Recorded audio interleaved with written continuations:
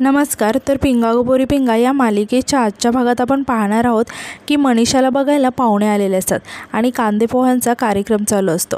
आता ते पाहुणे पोह्यांचं कौतुक करत म्हणतात की पोहे खाऊन मन भरलंय पण पोट अजून भरलं नाही आणि सांगतात की तुमची मुलगी आम्हाला पसंत आहे बरं का. तेव्हा सर्वजण खूपच खुश होतात. आता मनोज म्हणतो की चांगलं झालं, आता म्हणजे पुढे जायला काही हरकत नाही. तेव्हा मनोजचा भाऊ महेंद्रसुद्धा म्हणतो की तेच ना, आपण लवकरच मनीषा आणि अरुणच्या लग्नाचा मुहूर्त उरकून टाकूया. तेव्हा ते पाहुणे विचारतात की पण तुमचे बाबा परत कधी येणार आहेत? नाही म्हणजे त्यांचासुद्धा होकार असायला हवा ना. तेव्हा महेंद्र म्हणतो की तुम्ही त्याची काहीच काळजी करू नका, मनीषाला अरुण पसंत आहे म्हटल्यावर ते काहीच बोलणार नाहीत. तेव्हा मनोज म्हणतो की आणि पप्पा आले असते इकडे, पण आमच्या काकांची तब्येत अचानक बिघडली ना म्हणून ते तिकडे गेलेत. पण पप्पा आले ना परत की आपण लग्नाची तारीख लगेच धरून टाकू. आता सर्वजण मनीषा आणि अरुणला एकमेकांशी बोलण्यासाठी थोडा वेळ देतात. तेव्हा मनीषा आणि अरुण तिथून निघून जातात. तेव्हा ते पाहुणे म्हणतात की आता आपण देण्याघेण्याचं बोलूया. तेव्हा मनोजची आई खूपच टेन्शनमध्ये येते आणि म्हणते की देण्याघेण्याचं. तेव्हा महेंद्र म्हणतो की हो चालेल ना, तुम्ही काही सांगा, तुमची तशी काही अपेक्षा असेल तर तीसुद्धा सांगा. आता ते पाहुणे थोडंसं बाजूला जातात आणि एकमेकांशी बोलायला लागतात. आता मुलाचे वडील मुलाच्या आईला म्हणतात की अगं वेडीस का तू, त्यांची धाकटी सून वकील आहे, जर का हुंडा मागितला ना तर तुला जेलमध्ये जावं लागेल. तेव्हा मुलाची आई म्हणते की अहो हुंडा नाही, वरदक्षिणा म्हणतात त्याला. तेव्हा मुलाच्या बाबा म्हणतात की अगं मुलगी चांगली आहे ना, मग कशाला पाहिजे तुला वरदक्षिणा, आणि जर का वरदक्षिणा पाहिजे असेल ना तर तुला जेलमध्ये जावं लागेल खडी फोडायला, असं म्हणून त्या दोघांचाही वाद सुरू होतो. आता हे ऐकून मनोज हळूच त्याच्या आईला कानात म्हणायला लागतो की वल्लरी अजून वकीलसुद्धा नाही झाली तरीसुद्धा किती दरारा आहे तिचा. तेव्हा मनोजची आई म्हणते की नाही ती चांगली गोष्ट आहे, पण मला काय म्हणायचं आहे की ते मिठ्ठूचं प्रकरण जर यांच्या कानापर्यंत गेलं ना, यांनी जर ठरलेलं लग्न मोडलं ना तर असं व्हायला नको बरं का मन्या. तेव्हा मनोज म्हणतो की मग काय करायचं आई. तेव्हा महेंद्र म्हणतो की अरे मन्या, सगळीकडे त्याच बातम्या चालू आहेत, मला तर असं वाटतं की वल्लरीने काही दिवस इकडे येऊन राहिलं पाहिजे. तेव्हा मनोजची आईसुद्धा म्हणते की बरोबर बोलतोय, इकडेच बोलवून घे मन्या तिला, आणि किती काही झालं तर आपल्या मनीषाच्या आयुष्याचा प्रश्न आहे रे, 2-3दा तिथे ठरतात लग्न, मोडतात, नको असं व्हायला आत्ता. तेव्हा महेंद्र म्हणतो की आई तू नको काळजी करूस गं, आता असं काही नाही होणार, सगळं चांगलं होणार आहे. तेव्हा मनोज थोडासा विचारात पडतो. तर दुसरीकडे आपण पाहतो की तेजा खूपच टेन्शनमध्ये घरी येते. आता प्रेरणा तेजाला असं टेन्शनमध्ये बघून तेजाला विचारायला लागते की तेजा अगं मिठ्ठू कशी आहे. आता तेजा खूपच रडायला लागते आणि म्हणते की मिठ्ठू उठायला तयारच नाही आहे गं, खूप प्रयत्न केले, किती वेळा म्हणाले कट संपला सीन, मिठ्ठू उठ, पण नाही उठत आहे ती. तेव्हा तिथे वल्लरीसुद्धा येते आणि तेजाकडे बघायला लागते आणि तिला म्हणते की तेजा ताई सांभाळ स्वतःला. तेव्हा प्रेरणा म्हणते की तेजा आपण धीर सोडून नाही चालणार ना गं आता. तेव्हा वल्लरी म्हणते की हे बघा मिठ्ठूताईंचं शुद्धीवर येणं आपल्या हातात नाही आहे, पण श्वेताताईंना जेलमधून बाहेर काढणं हे आपल्या हातात आहे. तेव्हा तेजा आश्चर्याने विचारते की आपल्या हातात आहे म्हणजे. तेव्हा वल्लरी सांगते की म्हणजे श्वेताताईंना सोडवण्यासाठी आपल्याला त्या अनिमेशचा नंबर हवा आहे आणि तो श्वेताताईंच्या फोनमध्ये आहे. तेव्हा तेजा म्हणते की हो मग.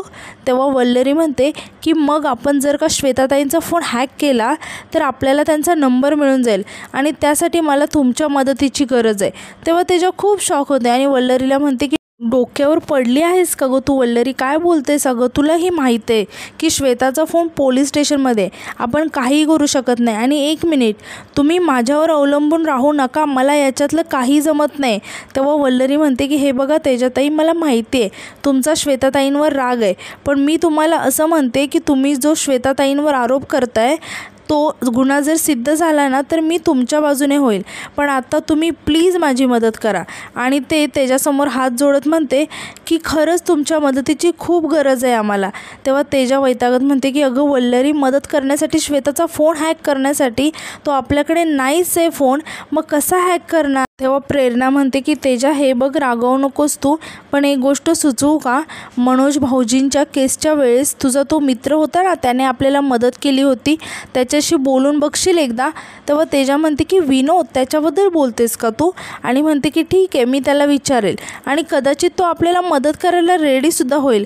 अगं पण त्यासाठी श्वेताचा फोन नाही का लागणार आपल्याला, तो पोलिसांकडे आहे, किती वेळा सांगू तुम्हाला कळत कसं नाही आहे, सगळं अशक्य आहे, कळते का तुम्हाला.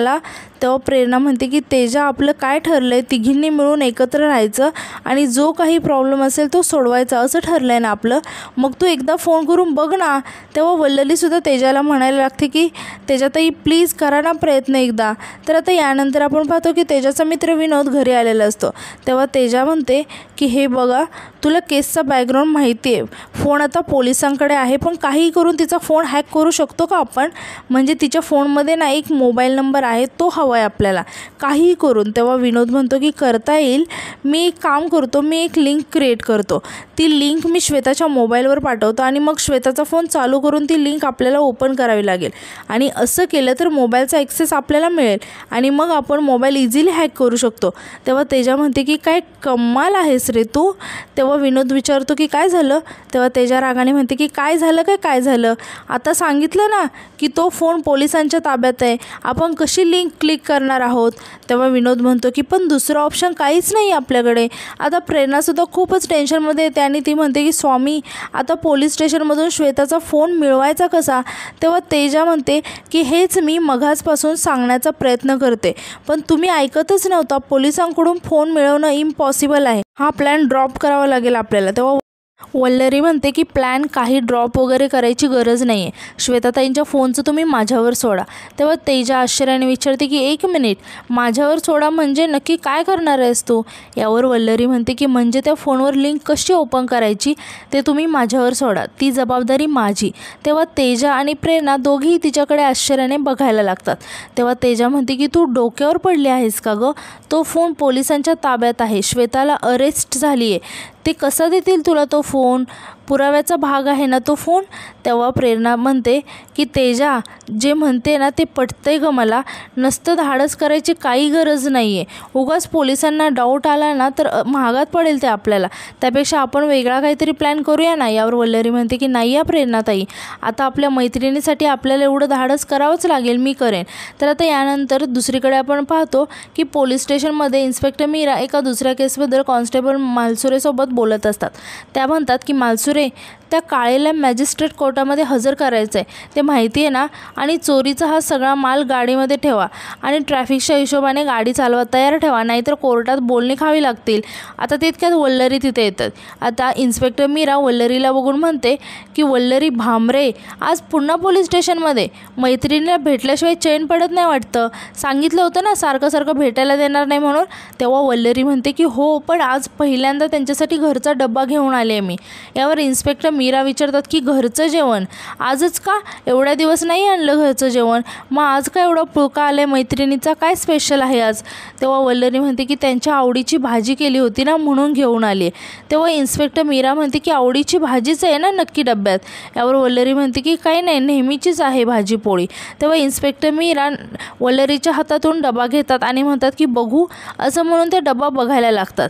यानंतर इकडे घरी आपण पाहतो की तेजा विनोदला म्हणते की विनोदला म्हणजे तिच्या मित्राला म्हणते की ही लिंक क्रिएट करायला किती वेळ लागेल. तेव्हा विनोद सांगतो की फार वेळ नाही लागणार. आता तेजा त्याला म्हणते की मी एक काम करते, मी एक वेबसाईट बनवून तुला पाठवते, तू बघ त्याच्यावरून काय होतं आहे का. आता प्रेरणा त्यांच्याजवळ येते आणि म्हणते की तेजा, तुम्ही जे काही करत आहात ते जपून करा, म्हणजे उगाच पोलिसांना सुगावा लागला ना तर वेगळाच प्रॉब्लेममध्ये अडकायचो आपण. तेव्हा तेजा वैतागून म्हणते की हो गं प्रेरणा, तू आता निगेटिव्ह नको बोलूस, टेन्शन घेऊ नकोस, होईल सगळं नीट. आता विनोद लिंक क्रिएट करत असतो. आता लिंक क्रिएट करताना काहीतरी करेक्ट येत असतं आणि विनोद आणि तेजा खूप खुश होत असतात. आता त्या दोघांना असं खुश झालेलं पाहून प्रेरणासुद्धा खूपच खुश होते आणि मोठ्याने म्हणते की झाली का लिंक क्रिएट, श्वेताला सोडू शकतो ना आपण आता. तेव्हा तेजा तिला म्हणते की अगं थांब ना, किती घाई करते, झालं ना की सांगते मी. यावर प्रेरणा रागाने म्हणते की म्हणजे अजून झालं नाही का, मग गप्पा कशाला मारतेस, पटापटा काम कर ना, नाहीतर विसरशील काहीतरी आणि चुकीचं काम करशील. आता विनोद आणि तेजा परत कामाला लागतात.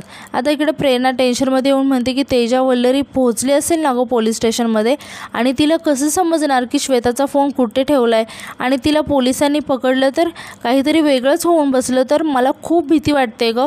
तेजा वल्लरी वल्लरी सुखरूप तर असेल ना गं, बोल ना.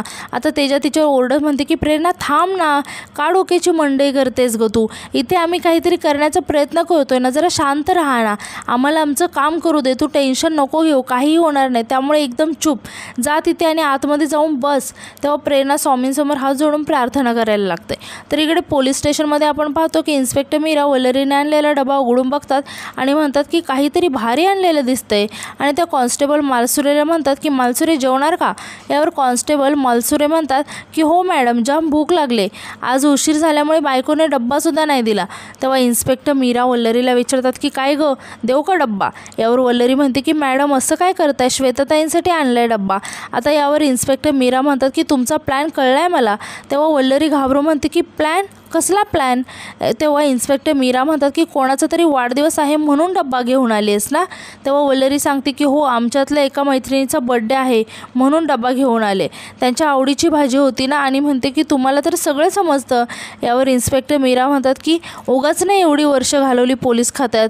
आणि त्या वल्लरीला डब्बा देतात आणि म्हणतात की ते त्या रडकीला गिळायला द्या. आता वल्लरी श्वेतासाठी डब्बा घेऊन तिच्या जवळ येते. आता श्वेता इकडे झोपलेली असते. वल्लरी श्वेताला आवाज देते. तेव्हा वल्लरीचा आवाज ऐकून श्वेता जागी होते आणि उठून वल्लरीजवळ येते आणि म्हणते की वल्लरी तू. आणि विचारायला लागते की माझ्या सुटकेचं काही झालं का गं. ती इन्स्पेक्टर खूप त्रास देते गं मला. नाही ते प्रश्न विचारून भांबावून सोडते. तेव्हा वल्लरी श्वेताला म्हणते की श्वेताताई, तुम्ही नका काळजी करू, आम्ही तुमच्या सुटकेसाठी सगळे प्रयत्न करत आहोत, पण ते सगळं राहू द्या. मी तुमच्यासाठी काय घेऊन आले बघा, घरचा डब्बा आणला आहे तुमच्यासाठी. आणि विचारते की तुम्हाला आवडेल ना खायला घरचा डब्बा. आता घरचा डब्बा आणलेला पाहून श्वेता खूपच खुश होते आणि पटकन वल्लरीच्या हातातून डब्बा घेते आणि म्हणते की घरचा डब्बा. आणि विचारते की प्रेरणा आणि तेजा का नाही आल्यात. यावर वल्लरी सांगते की त्यांना टाईम नाही ना भेटला म्हणून आल्या नाहीत, त्या तुमच्या सुटकेसाठी प्रयत्न करत आहेत ना. तेव्हा श्वेता म्हणते की खोटं बोलते ना तू. आणि विचारते की प्रेरणाला सुद्धा असंच वाटतं का, तिचा पण नाही ना विश्वास माझ्यावर.